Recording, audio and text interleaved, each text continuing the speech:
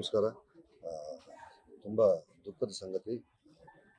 ಎಲ್ಲರೂ ಹೇಳೋ ಹಾಗೆ ನಮ್ಮ ಚಿತ್ರರಂಗದ ಹಳೆಯ ಕೊಂಡಿಗಳಲ್ಲಿ ಇವರೊಬ್ಬರು. ನಾನು ಅವ್ರ ಜೊತೆ ಕೆಲಸ ಮಾಡಿದ್ದೀನಿ ಅಂತ ಹೇಳ್ಕೊಳ್ಳೋದು ತುಂಬ ಖುಷಿ ಆಗುತ್ತೆ. ಮತ್ತು ಈ ಸಂದರ್ಭದಲ್ಲಿ ತುಂಬ ದುಃಖ ಆಗುತ್ತೆ.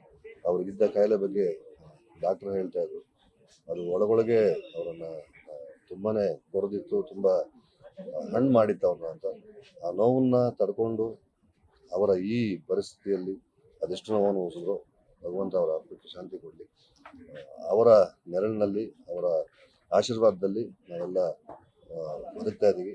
ಅಂಥವರ ನೆರಳು ಒಂದೊಂದು ಹಿರಿಯ ಜೀವಗಳನ್ನ ಕಳ್ಕೊಂಡಾಗ ತುಂಬ ಮನಸ್ಸಿಗೆ ತಳಮಳ ಆಗುತ್ತೆ, ಗೊಂದಲ ಉಂಟಾಗುತ್ತೆ. ಒಂದಷ್ಟು ನಮ್ಮನ್ನು ನಾವು ತರ್ಕಕ್ಕೆ ಒಡ್ಕೋಬೇಕು ಅಂತ ಅನ್ಸುತ್ತೆ. ಆ ನಿಟ್ಟಲ್ಲಿ ಅವರಿಗೆ ಒಳ್ಳೇದಾಗಲಿ, ಅವರ ಆತ್ಮಕ್ಕೆ ಶಾಂತಿ ಸಿಗಲಿ, ಮನೆಯವರೆಲ್ರಿಗೂ ಈ ನೋವನ್ನು ಭರಿಸೋ ಶಕ್ತಿ ಕೊಡಲಿ ಅಂತ ಕೇಳ್ಕೊಳ್ತೀವಿ. ಹೀಗಾಗಿ ಇನ್ನೇನು ಮಾತಿಲ್ಲ, ನಿಮಗೆ ಎಲ್ಲ ಗೊತ್ತಿದೆ. Thank you.